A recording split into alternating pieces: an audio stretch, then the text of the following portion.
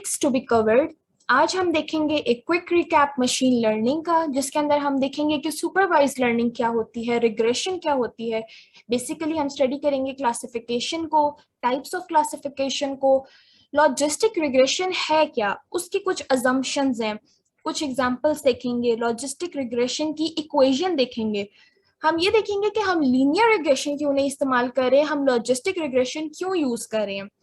Linear और logistic regression का comparison देखेंगे, लॉजिस्टिक रिग्रेशन की कुछ एप्लीकेशंस देखेंगे कि कहाँ ये यूज होती है, और लॉजिस्टिक रिग्रेशन के कुछ इम्प्लीमेंटेशन स्टेप्स देखेंगे। सबसे पहले हम देख लेते हैं एक क्विक रिकैप मशीन लर्निंग का। जैसे कि आप सबको पता है कि मशीन लर्निंग जो है वो एक सबसेट है हमारे पास आर्टिफिशियल इंटेलिजेंस का। मशीन लर्निंग की एक जर्नल डेफिनेशन बता देती हूँ कि इसमें हम क्या करते हैं। हम मशीन को हिस्टोरिकल डाटा प्रोवाइड करते हैं, उस डाटा की बेस पर मशीन अपनी कोई लर्निंग्स अंडरस्टैंडिंग्स प्रोड्यूस करती है और न्यू डाटा सेट पर अपनी उन मैपिंग्स को, अपनी उन लर्निंग्स को अप्लाई करते हुए हमें प्रॉब्लम सॉल्व करके देती है, या हम कह सकते हैं ऐसी प्रॉब्लम सॉल्व करके देती है जो कि जिनसे हम फ्यूचर प्रिडिक्ट कर रहे होते हैं। बेसिकली हमने दो कैटेगरीज देखी थी मशीन लर्निंग की, एक सुपरवाइज्ड लर्निंग और एक अनसुपरवाइज्ड लर्निंग। सुपरवाइज्ड लर्निंग में क्या होता था कि हम मशीन को इनपुट के साथ साथ आउटपुट भी देते थे, यानी कि हम क्वेश्चंस के साथ साथ आंसर्स भी प्रोवाइड करते थे।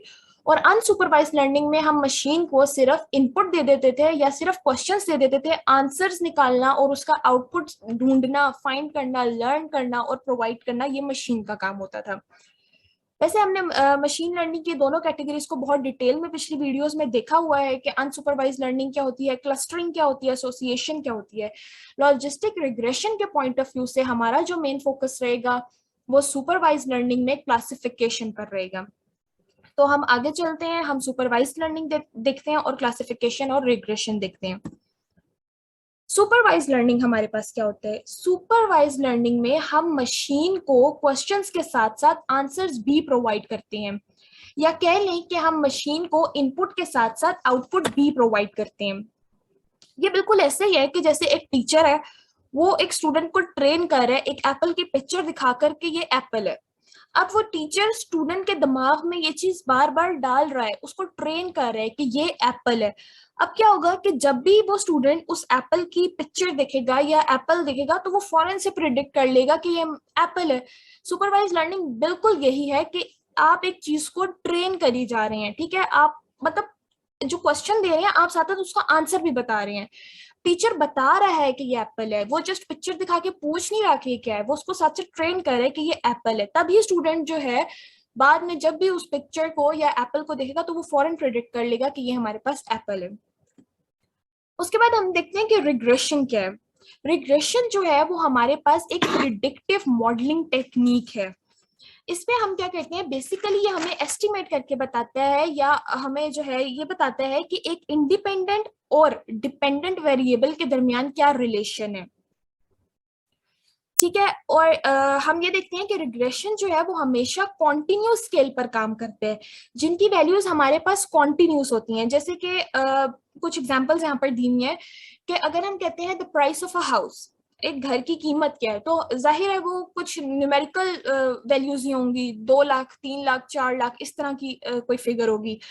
हम कह देते हैं स्टॉक प्राइस क्या है, वो भी कुछ जो है ये कॉन्टिन्यूस नंबर्स ही हैं, ठीक है। इसी तरह हम कहते हैं कि the number of people online at a specific call, 5 लोग ऑनलाइन थे, 4 थे, 10 थे, 16 थे, तो ये एक कॉन्टिन्यूस वैल्यू है, ठीक है। उसके बाद हम देखते हैं कि क्लासिफिकेशन क्या है। क्लासिफिकेशन अंडरस्टैंड करना लॉजिस्टिक रिग्रेशन के पॉइंट ऑफ व्यू से बहुत ज्यादा इंपॉर्टेंट है। लॉजिस्टिक रिग्रेशन में हम यूज ही क्लासिफिकेशन कर रहे होते हैं, या आप कह लें कि लॉजिस्टिक रिग्रेशन के जो मेन कॉन्सेप्ट है वो ही क्लासिफिकेशन है। तो इसको जरा अच्छे से समझेंगे। क्लासिफिकेशन क्या है। क्लासिफिकेशन जो है वो क्लासिफाई से निकला है। आउटपुट जो है वो क्लासेस के फॉर्म में होगा, हमारे पास कैटेगरीज की फॉर्म में होगा। अब जैसे यहाँ पर कुछ एग्जांपल्स हमें दी हुई हैं कि विल इट रेन टुडे। अब हम पूछ रहे हैं कि क्या आज बारिश होगी, तो इसका आंसर इसी तरह हो सकता है कि या होगी या नहीं होगी, मतलब हमारे पास कैटेगरी के फॉर्म में आंसर आ रहा है। हम ये नहीं कह सकते कि 90% बारिश हो रही है और 10% बारिश नहीं हो रही। मतलब हम सिंपल एक क्वेश्चन है कि होगी या नहीं होगी, यस या नो। या हम कहते हैं कि ये कौन सा एनिमल है, हम मतलब मल्टीपल पिक्चर्स है आपके पास और हम ये पूछे कि कौन सा एनिमल है, तो उस जाहिर है उसका एक ही कोई कैटेगरी का आंसर है कि हम कह सकते हैं ये कैट है, डॉग है, हॉर्स है। हम ये नहीं कह सकते कि 90 जो है डॉग है और 10 जो है वो कैट है, मतलब कि 90% डॉग है और 10% ही कैट है। नहीं, वो उसका एक स्पेसिफाइड आंसर है, एक कैटेगोरिकल आंसर है हमारे पास कि या कैट है या डॉग है या हॉर्स है। इसी तरह दिया हुआ है आउटकम ऑफ अ सर्जरी, कि क्या सर्जरी सक्सेसफुल हुई थी, अनसक्सेसफुल हुई थी। उसके बाद हम देखेंगे कि 4 टाइप्स ऑफ क्लासिफिकेशन है हमारे पास: binary classification, multi class classification, multi label classification and imbalanced classification. Binary classification हमारे पास क्या है? बाइनरी क्लासिफिकेशन में हम उन टास्क को डील करते हैं जिनके सिर्फ 2 ही लेबल्स या आउटपुट्स आए। बाइनरी है ना, तो बाय से निकला है जिसके सिर्फ 2 ही आउटकम्स हो सकते हैं। अब जैसे कि हम कह सकते हैं कि यस या नो, या टिपिकली हम इसको कहते हैं नॉर्मल या एबनॉर्मल स्टेट। ठीक है, मतलब इसका कुछ इस तरह है कि अगर मैं कहती हूँ कि वही ऊपर हमने जैसे कि देखा था क्लासिफिकेशन की एक प्रॉब्लम कि will it rain today, yes और नो। अगर यस है तो ये नॉर्मल स्टेट है, अगर नो है तो ये एबनॉर्मल स्टेट है। अब मैं कह रही हूँ कि जिस तरह आप ये कंसिडर कर लें कि जैसे हम कहते हैं कि अगर कोई ईमेल है, ठीक है, ईमेल हमारे पास स्पैम है या नहीं है। अगर हमारे पास ईमेल स्पैम नहीं है, एक नॉर्मल ईमेल ईमेल है, तो वो हमारे पास नॉर्मल स्टेट है यानी कि 1 है। लेकिन अगर मैं कहती हूँ कि वो ईमेल स्पैम है तो ये एक एबनॉर्मल स्टेट आ गई है मेरे पास, ये 0 की कैटेगरी में आ गई है। तो वो उस चीज को हम कहेंगे एबनॉर्मल स्टेट। तो बाइनरी क्लासिफिकेशन क्या है कि जिसमें हमारे पास 2 ही आउटकम्स हैं, या 0 है या 1 है, जिसको हमने कैसे क्लासिफाई किया है कि या नॉर्मल स्टेट है या एबनॉर्मल स्टेट है। 0 को हम एबनॉर्मल स्टेट कह रहे हैं और 1 को हम नॉर्मल स्टेट कह रहे हैं। उसके बाद हमारे पास है multi class classification. Multi class में हमारे पास ऐसे टास्क होते हैं जिनके 2 या 2 से ज्यादा लेबल्स आ जाए। अब यहाँ पर हम एबनॉर्मल या नॉर्मल स्टेट का कॉन्सेप्ट नहीं लगा सकते, क्योंकि अब यहाँ पर हमारे पास मल्टीपल लेबल्स हो सकते हैं। बाइनरी में सिर्फ हम ये कर सकते थे कि हम नॉर्मल या एबनॉर्मल या 0 या 1 कर सकते थे, लेकिन यहाँ पर अब हमारे पास मल्टीपल लेबल्स है तो हम यहाँ पर नॉर्मल और एबनॉर्मल की कंडीशन नहीं लगा सकते।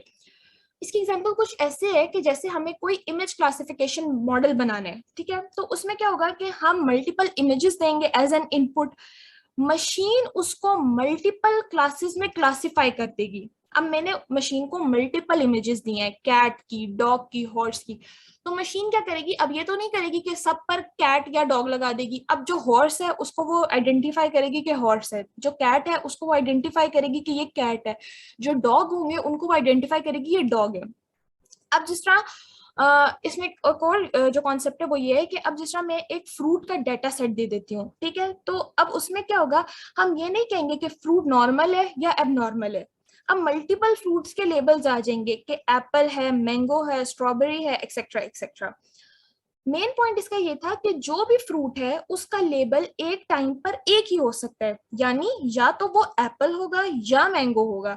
हम ये नहीं कह सकते कि ये फ्रूट एप्पल भी है और मैंगो भी है, ये पॉसिबल नहीं है। यानी कि एक सैंपल सिर्फ एक ही लेबल को असाइन हो सकता है। अच्छा, अब ये मैंने एक बाइनरी क्लासिफिकेशन और मल्टी क्लास क्लासिफिकेशन के डिफरेंस के लिए एक इमेज डाली है। आप देख सकते हैं कि बाइनरी क्लासिफिकेशन में क्या है, 2 ही आउटकम्स है, मतलब कि या तो सर्कल्स या क्रॉसेस। लेकिन मल्टी क्लास क्लासिफिकेशन में क्या हो रहा है कि मल्टीपल आउटकम्स है। आप ट्राइंगल भी आप देख सकते हैं, स्क्वायर्स भी देख सकते हैं, क्रॉसेस भी देख सकते हैं। तो ये एक ग्राफिकल रिप्रेजेंटेशन थी। नेक्स्ट हम टाइप पढ़ते हैं वो है multi label classification. Multi label classification में ये होता है कि डिफरेंट आइटम्स या डिफरेंट लेबल्स को जब हम कंबाइन कर कर एक जगह सेट कर देते हैं, यानी एक ही इमेज के अंदर हमारे पास मल्टीपल लेबल्स आ रहे होते हैं, उसको हम कहते हैं मल्टी लेबल क्लासिफिकेशन। उसमें क्या हो रहा था मल्टी क्लास में, कि मल्टी क्लास में हमारे पास एक सैंपल के अंदर हम सिर्फ एक ही लेबल असाइन करते थे, जबकि मल्टी लेबल क्लासिफिकेशन में हम क्या कर रहे हैं, एक सैंपल सेट को हम मल्टीपल लेबल्स असाइन कर सकते हैं। ठीक है, जैसे हम कहते हैं कि एक न्यूज़पेपर है, ठीक है, अब न्यूज़पेपर हमारे पास एक सैंपल है, उसके अंदर आपके पास मल्टीपल कॉलम्स भी आ सकते हैं, आपके पास लेबल्स आ सकते हैं, जैसे कि पॉलिटिक्स का कॉलम आ सकता है, एजुकेशन का आ सकता है, रिलीजन का आ सकता है, एक्सेट्रा एंड एक्सेट्रा। उसके बाद हम देखते हैं इम्बैलेंस क्लासिफिकेशन हमारे पास क्या होती है। इम्बैलेंस क्लासिफिकेशन जो है ये भी बाइनरी क्लासिफिकेशन की टास्क की तरह ही परफॉर्म होती है। इसमें ये होता है कि ज्यादातर एग्जांपल्स जो होती हैं हमारे पास हर क्लास में वो अनइक्वली डिस्ट्रीब्यूटेड होती हैं। जैसे मेजॉरिटी केसेस में हमारे पास नॉर्मल स्टेट होगी और माइनॉरिटी केसेस में हमारे पास एबनॉर्मल स्टेट होगी। जैसे कि अब इसकी एग्जांपल भी यहाँ पर दी हुई है, फ्रॉड डिटेक्शन। ये अब मैं आप देख सकते हैं डिफरेंस मल्टी क्लास में और मल्टी लेबल में। मल्टी क्लास में हमारे पास क्या हो रहा है कि हमारे पास जो सैंपल्स हैं उनके लेबल्स आप देखें 001, 100, 010, मतलब कि अलग अलग आइडेंटिफाई हुए हैं। क्लाउड का अलग सैंपल है, सन का अलग है और मून का अलग है। मतलब एक उसमें एक सैंपल में सिर्फ एक ही वन आ रहा है, एक ही वन की कंडीशन आ रही है, नॉर्मल स्टेट की कंडीशन एक ही आ रही है हमारे पास। क्लाउड का सैंपल अलग बना दिया गया है लेबल, सन का लेबल अलग बना दिया गया और मून का लेबल अलग बना दिया गया। जबकि मल्टी लेबल में क्या किया है, हमने एक सैंपल में मल्टीपल लेबल्स को डाल दिया। एक ही सैंपल में क्लाउड और सन भी आ रहा है, एक ही सैंपल में क्लाउड, सन एंड मून भी आ रहा है। तो ये इसमें आप देख सकते हैं कि मल्टीपल लेबल्स की वो आ रही हैं, 101, 010, मतलब मल्टीपल नॉर्मल स्टेट्स एक ही सैंपल में एग्जिस्ट कर रही हैं। जबकि मल्टी क्लास में हमारे पास सिर्फ एक नॉर्मल स्टेट एक सैंपल में एग्जिस्ट करती है। Then what is logistic regression, जो कि हमारा मेन आज का टॉपिक भी है, लॉजिस्टिक रिग्रेशन। लॉजिस्टिक रिग्रेशन एक एल्गोरिदम है जो कि यूज किया जाता है बाइनरी क्लासिफिकेशन परफॉर्म करने के लिए। अब आपने पहले बाइनरी क्लासिफिकेशन पढ़ लिया है, आपको पता है बाइनरी क्लासिफिकेशन क्या होती है। बाइनरी क्लासिफिकेशन क्या होता था कि जिसमें हमारे पास सिर्फ दो ही पॉसिबल आउटकम्स होते थे, या 0 या 1, या नॉर्मल स्टेट या एबनॉर्मल स्टेट, ट्रू या फॉल्स। ठीक है, दो आउटकम्स होते थे। तो लॉजिस्टिक रिग्रेशन क्या है? लॉजिस्टिक रिग्रेशन वो एल्गोरिदम है जो कि इस्तेमाल किया जाता है बाइनरी क्लासिफिकेशन परफॉर्म करने के लिए। इसमें आप प्रोबेबिलिटी का कॉन्सेप्ट भी देखेंगे। एक एग्जांपल लेते हैं। उससे पहले हम जो है ना इसकी वो देख लेते हैं। हाँ, ये बता देती हूँ मैं आपको कि इसमें ये एक सिग्मॉइड एस कर्व की तरह होता है। ठीक है, sigmoid S curve, linear regression का अगर आपको याद हो तो उसमें हमारे पास वो स्ट्रेट लाइन बनती थी, लेकिन इसमें एक हमारे पास एस कर्व बनता है जिसको हम सिग्मॉइड भी कहते हैं। अच्छा, इसकी कुछ अजम्पशंस हैं। अजम्पशंस ये है कि जो रिलेशनशिप होगा हमारे पास हमेशा डिपेंडेंट और इंडिपेंडेंट वेरिएबल के दरमियान, यानी कि एक्स और वाई के दरमियान, वो लीनियर भी हो सकता है और नॉन लीनियर भी हो सकता है।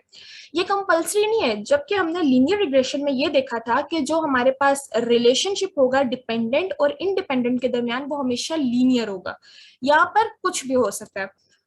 ओके, सेकंड अजम्पशन इसकी ये है कि हमारे पास दो ही पॉसिबल आउटकम्स आएंगी, जो कि हमने भी देखा भी है कि बाइनरी क्लासिफिकेशन को सॉल्व करता है तो जाहिर है दो ही पॉसिबल आउटकम्स आएंगी, वो या 0 होगी या 1 होगी।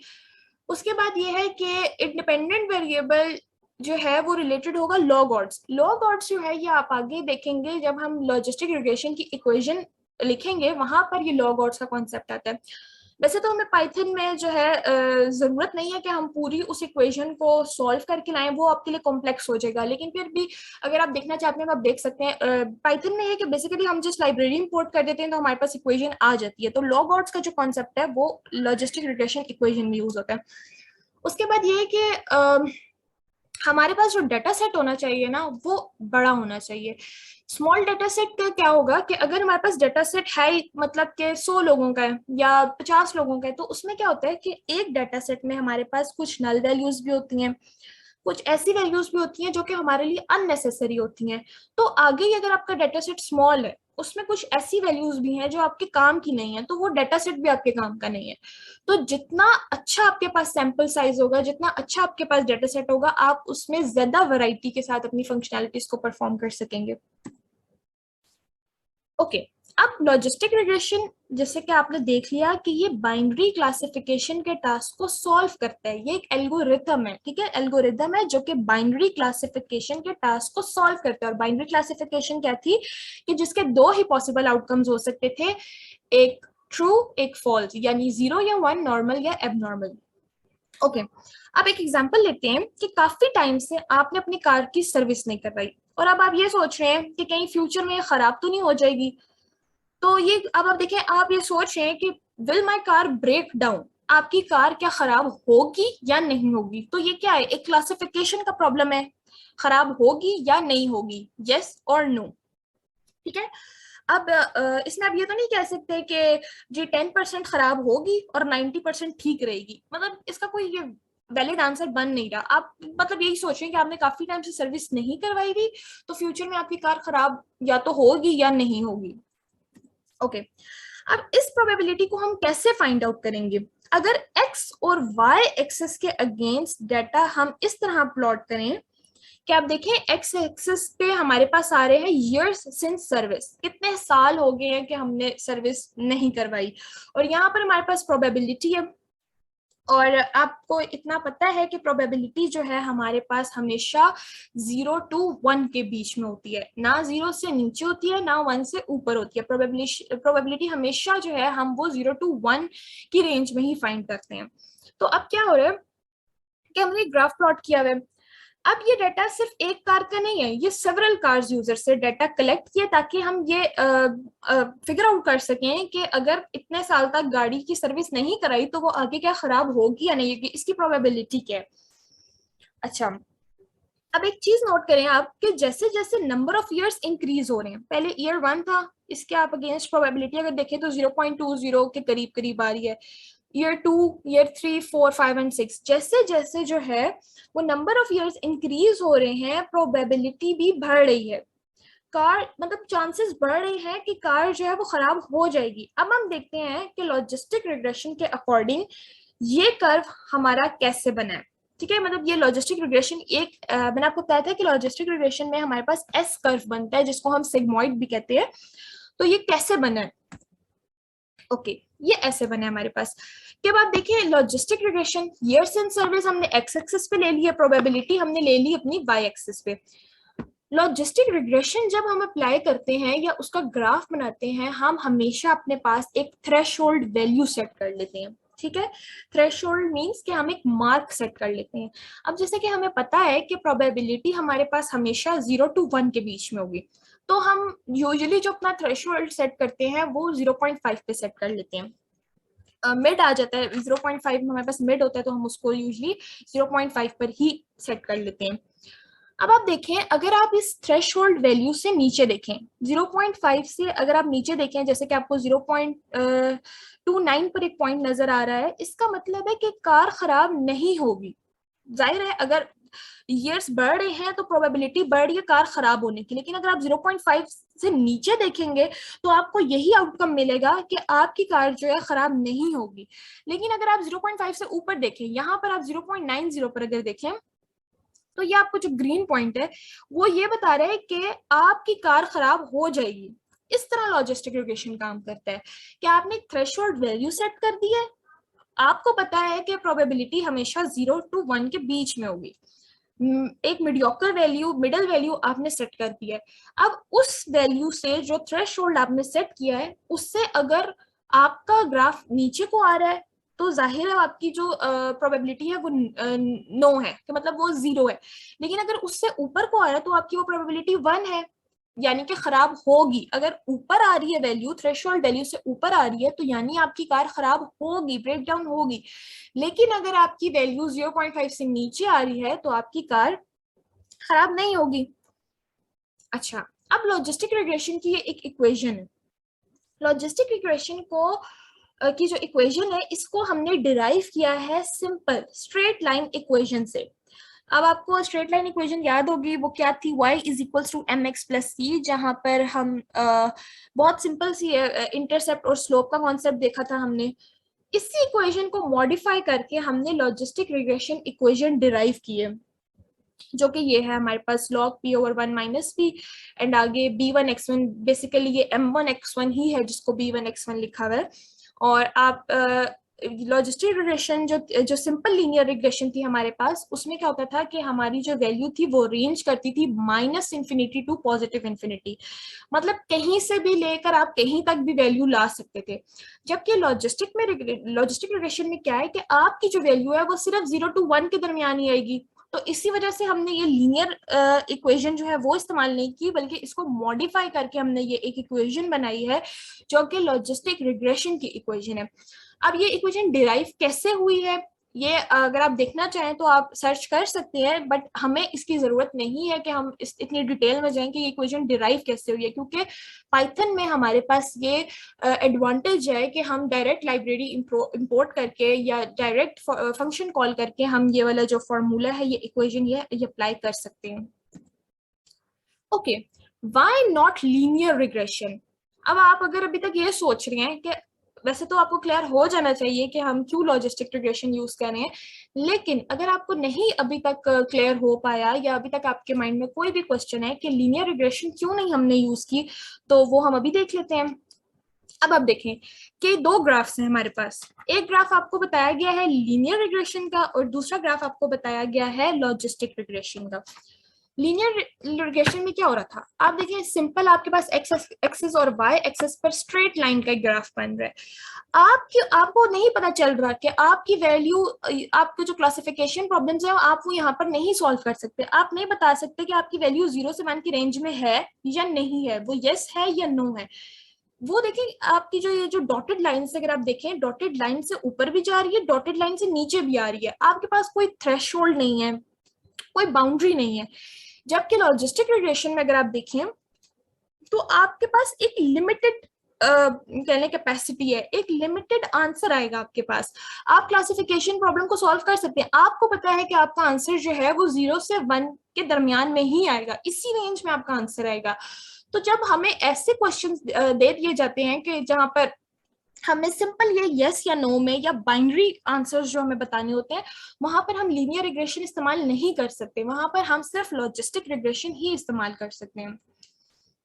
Okay, linear regression versus logistic regression, क्या डिफरेंस है लीनियर रिग्रेशन और लॉजिस्टिक रिग्रेशन में।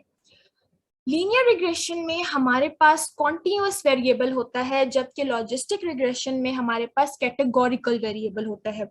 कॉन्टिन्यूअस वेरिएबल क्या, जैसे कि हमने ऊपर अभी एग्जांपल्स देखी थी कि अगर वो आपसे क्वेश्चन किया जाता है कि what is the price of a house, तो आपने प्राइस बतानी है, न्यूमेरिक वैल्यू बतानी है।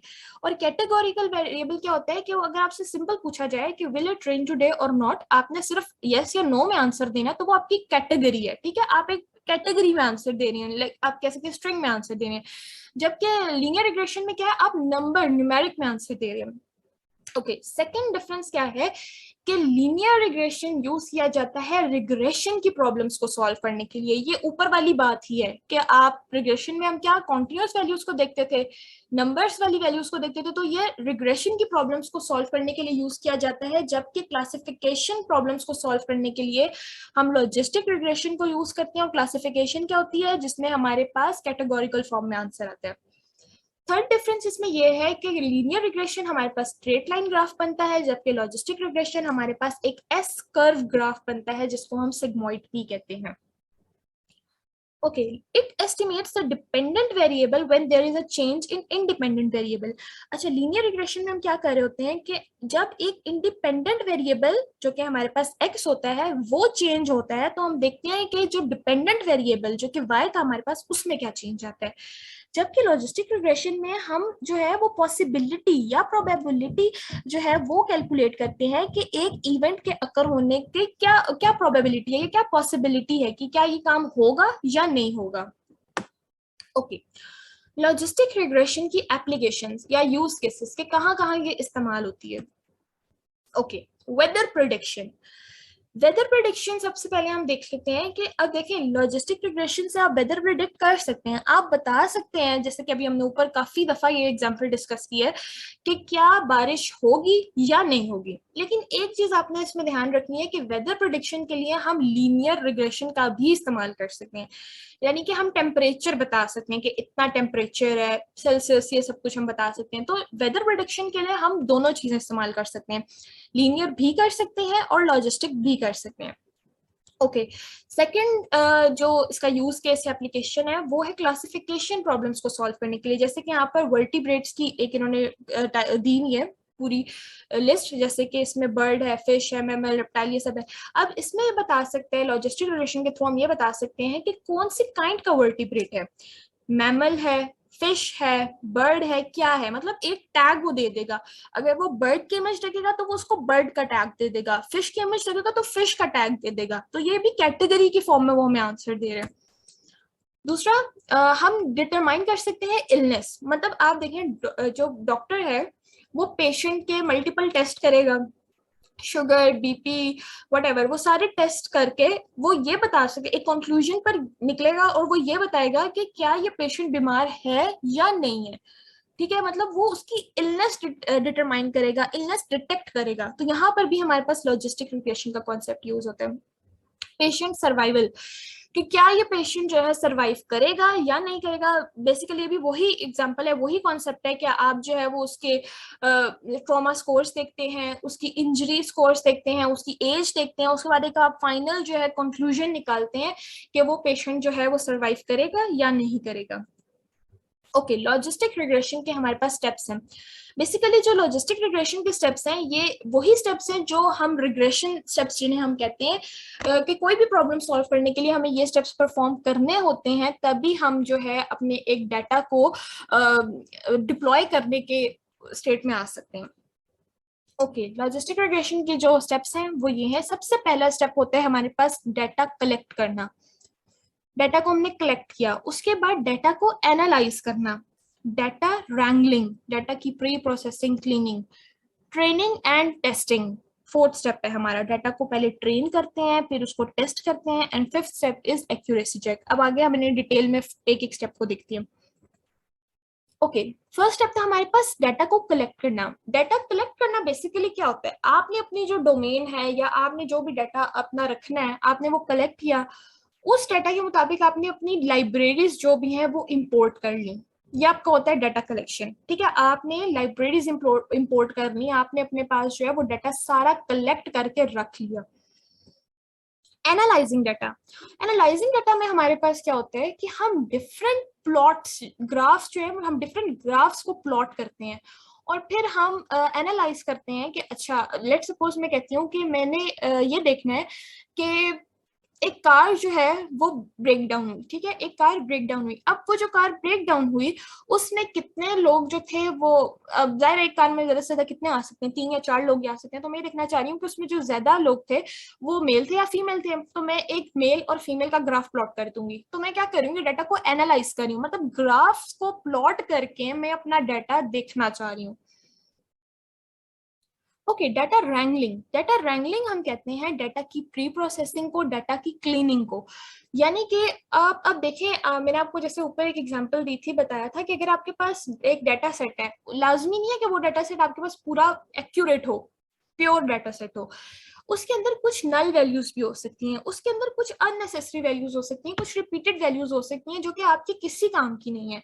तो अगर हम बगैर डाटा को प्री प्रोसेस किए, डाटा को क्लीन किए बगैर ही अगर हम डाटा इस्तेमाल कर लें, तो ये हमारी आउटपुट पर बहुत जो है बुरा इफेक्ट डालता है। लाइक इससे हमारी प्रिडिक्शन में बहुत चेंजेस आ सकते हैं। तो बेहतर ये है कि हम अपने डाटा सेट को पहले प्री प्रोसेस कर लें, उसमें से नल वैल्यूज, रिपीटेड वैल्यूज या अननेसेसरी वैल्यूज को निकाल दें, हम अपने डाटा को क्लीन कर लें, तब हम अपना डाटा यूज करें। तो इससे हमें ज्यादा एफिशिएंट और बेटर रिजल्ट्स मिलेंगे। ओके, उसके बाद यह है कि train and test data. Okay, ये तो बहुत इंपॉर्टेंट चीज है कि आपने जब डाटा को क्लीन कर लिया, अब आप मॉडल जो है अपना, अपनी मशीन जो है उसे सबसे पहले ट्रेन करेंगे। ट्रेन आप कैसे करेंगे, डाटा प्रोवाइड करके रिट्रेन करेंगे। ऊपर हमने एक एग्जांपल देखी थी कि वो टीचर है, वो स्टूडेंट को बता रहा है, ट्रेन कर रहा है, आप इनपुट दे रहे हैं, तस्वीर दिखा रहा है और साथ आउटपुट दे रहा है कि ये एप्पल है। इसी तरह हम ट्रेनिंग में क्या करते हैं, हम इनपुट भी देते हैं, साथ आउटपुट भी देते हैं, और हम उससे बताते हैं, मतलब जो भी हमारा उसका होगा आंसर, हम उसके साथ साथ बता रहे होते हैं कि ये हमारा जी आपका इनपुट है, साथ साथ ये आउटपुट है, आप उसे ट्रेन कर रहे होते हैं। ठीक है, अब टेस्टिंग में क्या होता है कि आप उसे इनपुट तो दे रहे होते हैं लेकिन आप उसे आउटपुट नहीं बता रहे होते। टेस्टिंग का मतलब यही है ना कि आप उसे अब टेस्ट कर रहे हैं। टेस्ट का मतलब क्या है कि आपको वो आंसर्स पता होते हैं, लेकिन जो मशीन होती है उसको वो आंसर्स नहीं पता होते। तो आप पहले क्या कर रहे हैं, मशीन को ट्रेन कर रहे हैं, डाटा प्रोवाइड कर कर, उसका इनपुट आउटपुट प्रोवाइड कर कर, और फिर आप डाटा को टेस्ट कर रहे हैं, मशीन को टेस्ट कर रहे हैं सिर्फ टेस्टिंग डाटा प्रोवाइड कर कर, सिर्फ इनपुट देकर आउटपुट देकर नहीं। और इसकी जो नॉर्मली रेशियो हमने पढ़ी हुई थी कि वो होती है 80-20 या 70-30, डिपेंड करता है डाटा साइंटिस्ट पर, लेकिन जो नॉर्मली रेशियो यूज की जाती है कि 80% डाटा जो है वो ट्रेनिंग के लिए होता है और 20% डाटा टेस्टिंग के लिए, या 70% ट्रेनिंग के लिए और 30% टेस्टिंग के लिए। ट्रेनिंग के लिए हम ज्यादा डाटा इस्तेमाल करते हैं और टेस्टिंग के लिए हम थोड़ा डाटा इस्तेमाल करते हैं। Then fifth step is accuracy check. अब जब हमने डाटा को क्लीन कर लिया, ट्रेन कर लिया, टेस्ट कर लिया, अब हमारा जो लास्ट स्टेप है वो होता है कि हम उसकी एक्यूरेसी चेक करते हैं। हम ये चेक करते हैं कि अब जो हमारी मशीन है वो इस काबिल है कि हम इसको डिप्लॉय भी कर सकें, मतलब वो बिल्कुल रेडी है, उसकी एक्यूरेसी चेक करेंगे। अब वो बिल्कुल फाइनल हो जाएगी, उसकी एक्यूरेसी बिल्कुल 100% हमें लगेगी, तभी हम उस मशीन को कहीं आगे डिप्लॉय कर सकेंगे। सो ये था बेसिकली हमारे पास लॉजिस्टिक रिग्रेशन का पूरा ट्यूटोरियल। अब हम जो है लॉजिस्टिक रिग्रेशन को एक डाटा सेट पर अप्लाई करेंगे। यूजुअली जो डाटा सेट होगा वो टाइटैनिक का डाटा सेट होगा। उस पर हम यही 5 स्टेप्स जो हैं अप्लाई करके पाइथन में अपने डाटा सेट को रिफॉर्म करेंगे, उसके कुछ आउटपुट्स निकालेंगे, देखेंगे मशीन कैसे ट्रेन होती है और कैसे टेस्ट होती है। So thank you so much.